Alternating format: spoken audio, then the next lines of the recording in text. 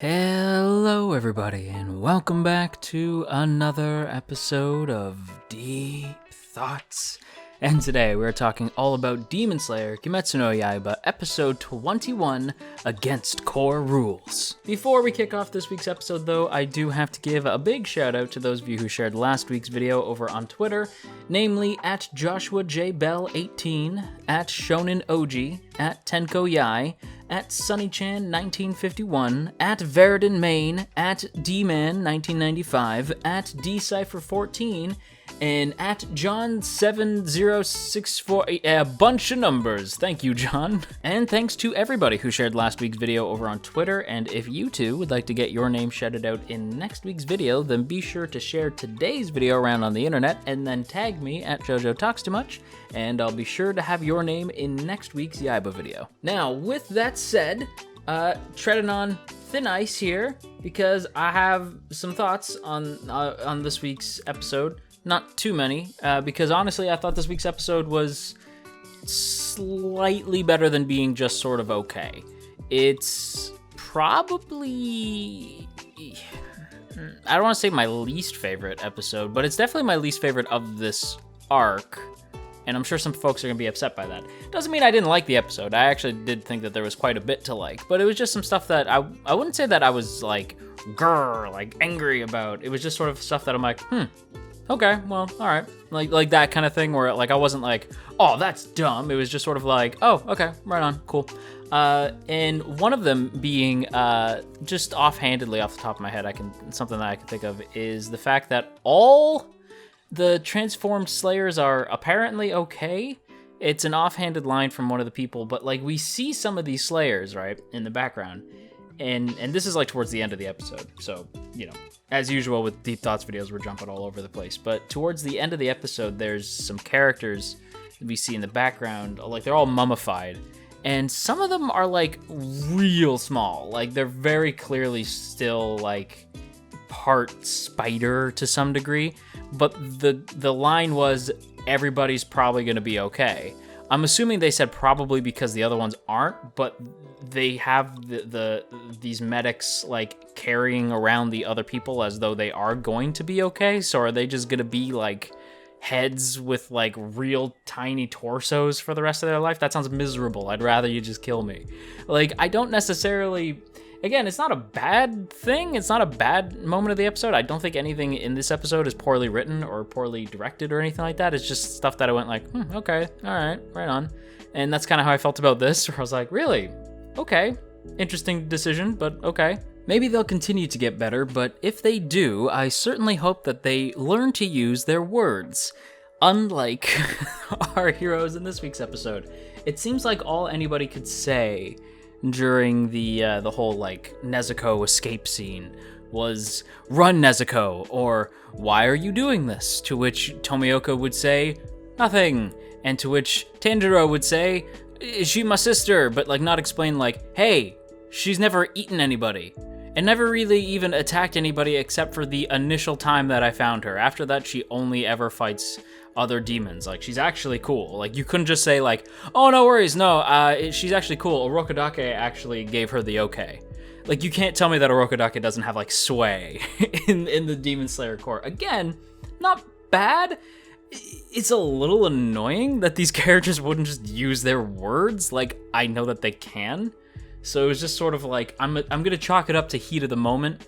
And the writing in the show is so strong that I'm willing to give it a slide, where it's just like, I really think in that situation either Tomioka or Tanjiro would have just like spoke, because and you can't tell me that they weren't calm in that moment, because they were actually having a conversation prior to what is her name? My waifu showing up. Now how can I call somebody my waifu and not remember their name? Well, regardless, my waifu attempted to attack Nezuko, although I will give her also a pass since she doesn't really know that Nezuko's cool up until this point. I can't really be mad at any of the other Slayers for like chasing Nezuko. Like, if it was anybody else, I would have been like, yeah, no, I get it. That's their job. So I'm not really mad at them. They don't know the situation. Although, again, They could have just told them what was going on. I'm sure somebody is probably upset with me for saying that. And, you know, I used to be very, like, cautious. Like, oh, I don't want to say the things about a show that I don't like because I don't want people to be upset with me. But I realized I make a lot of these videos for me, just to chronicle my thoughts on these shows. And sometimes y'all agree with me and sometimes you don't. And if you feel in this case like, no, that was totally the right decision, they should have not said anything, or they couldn't have said anything because it was heat of the moment, blah, blah, blah, that's all good. I just hope that we can be, you know, adults about it. Speaking of adults, we have the flashback to Rui's parents, and they are genuinely pretty dope. I was pretty surprised with Rui's backstory. There's a commenter when I used to read the comments, and I believe I see them show up in the premieres every so often, so you know who you are, but there's somebody who keeps saying, like, imagine not liking Rui, or imagine not feeling bad for Rui, and I still don't feel bad for Rui. If anything, Rui kind of reminds me of a somehow more bratty version of Kylo Ren from Star Wars. That's who Rui is to me. Rui is Kylo, in the sense that, like, that whole scene, not like character-wise, just that scene where, like, the dad is hovering over him, and he gets the idea that, like, it was never, like my dad was gonna try to kill me because he's a bad man. And then he realizes later, like, oh, no, my dad was a good guy, and I'm the bad guy. He actually has more of a catharsis than Kylo has had in 2 films. Because with Rui, he is, like, aware, like, oh no, I'm the jerk, whereas Kylo never has that realization. So it did like flesh out Rui. I actually feel like I like him more as a character than I did previously, because before I was just sort of like, oh, he's just a big tough demon. But now I actually feel like I get a handle on his character. He's genuinely really fleshed out, and that's the one thing I gotta say with all the demons is they always have, like, not necessarily like a reason, because they're demons and they have to eat, right? But there's always, like, the moment they turn, or the moment that they become the monsters that we see in present day. And seeing Rui become the monster, right? Like, given that he was like a sickly dude, and Muzan appears and is just like, hey man, I can make you feel better, but it's gonna take some demon juice to make you feel better. And the parents are like, no. And then Rui becomes a demon anyway, because he wants to be, you know, he wants to be part of our world, and his parents were super against it, so of course he's gonna be like, well, screw that, I want to be a part of this world, I want to be where the people are, want to see them dancing. I don't know where that came from, I'm sorry, I'm kind of all over the place in this video, but it was almost teetering on, like, have I seen this too many times? Like, have I seen, like, the whole demon redeemed in their death thing too many times? Because Tanjiro does do, like, the hand thing where he reaches out and he grabs onto him, but this time he doesn't reach for his hand, he just kind of, like, holds him, and or at least, like, his body. And I thought maybe I had seen it too many times, and I was like, you know what, I don't know if it's gonna work on me this time, I just don't know, because I wasn't really feeling it. I was like, okay, I understand Rui as a character, but I don't feel bad for Rui, and I still don't. I still don't. He made the decisions that led to where he is, and he's gonna have to lay in that bed. But what I appreciate is that, again, I may not feel bad for him, but I do understand where he was coming from. And I still felt bad. Like, I shouldn't say I still felt bad. I was like, no, this whole demon redeemed through death thing does actually still work, because his parents at the end kind of got me. Again, not for Rui, for his parents. Like, when the dad said, like, no, I said we'd go together, and even if that's going to hell, then I'm right there with you, son. I was like, oh, my heart. I felt more for his parents and Tanjiro. Like, Tanjiro just consistently being this good-hearted dude. Like, that still got me. Even though I may not feel as bad for the demons anymore, seeing Tanjiro still, after all this time, like, still feeling like these emotions for these monsters, essentially. And the fact that his parents, like, even in the afterlife, are like, no, I said we were going together, and that's what we're gonna do. Now, maybe that was a hallucination. Maybe it was them in limbo waiting for Rui to join them. I don't know. I'm gonna assume it's a hallucination, but I like the idea that it's limbo too. But either way, it was just a really well-handled scene. I was really impressed with that. And speaking of well-handled, I have to mention the Tanjiro and Tomioka opposing views scene. Like the idea that like when Tomioka like steps on RUI'S kimono or whatever it was, and Tanjiro's like, "What are you doing? Get off!" And Tomioka's like, "Are you serious? You still feel bad? They kill people. What's wrong with you?"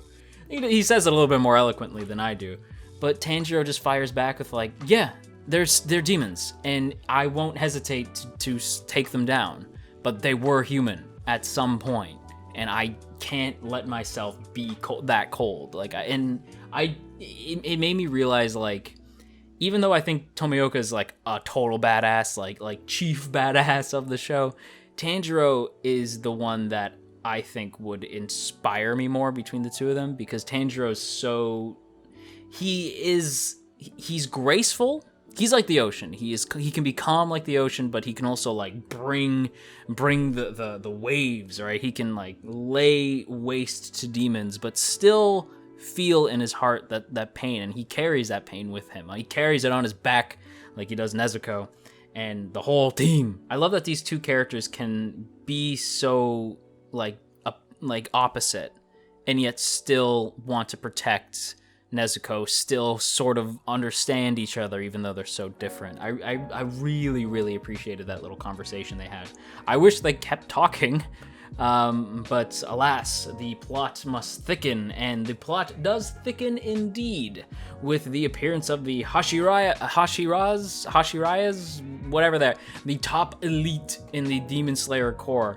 I've heard a lot about these guys, especially from like people in the Demon Slayer fan base. People have really been hyping these guys up, like, we gotta see him before the show ends.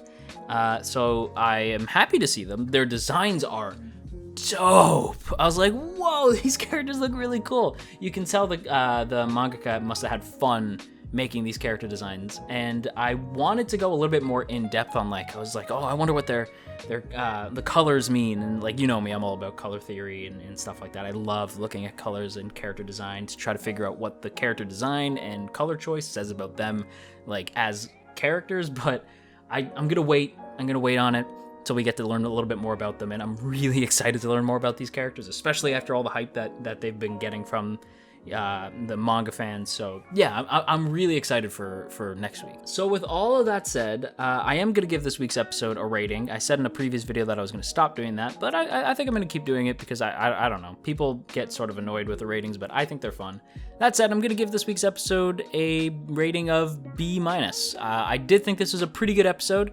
There's stuff that I didn't like, but overall, I still had a really good time with it. It was a fun watch, and yeah. Before we go, though, as always, I have to give a big shout out to the good folks over on Patreon, namely those in the Earl Grey tier: Calvin Atkinson, Crowbar of Irony, Dominic, Urza, No For Nothing, Maria Teresa, Mirth Mouser, Nye, Omner Garamond, Opinionated Slime, Cell, Shadow Creative, Sipco Games, Somastan, Tristan, and Verdon. Thank you all so much for your continued support over on Patreon, and hey, if you too would like to join the T Squadron, then be sure to click that first link in the description, go check out the Patreon page, see all the cool rewards you can get, as well as access to our Patreon exclusive Discord. On that note though, everybody, that's gonna be a video. So if you enjoyed today's video, then you've probably been on the internet long enough to know what to do already, so I ain't gonna tell you, but I will say that it is appreciated. And if you're feeling stressed out today, you go have yourself a warm cup of tea. And I will talk to you all again real soon.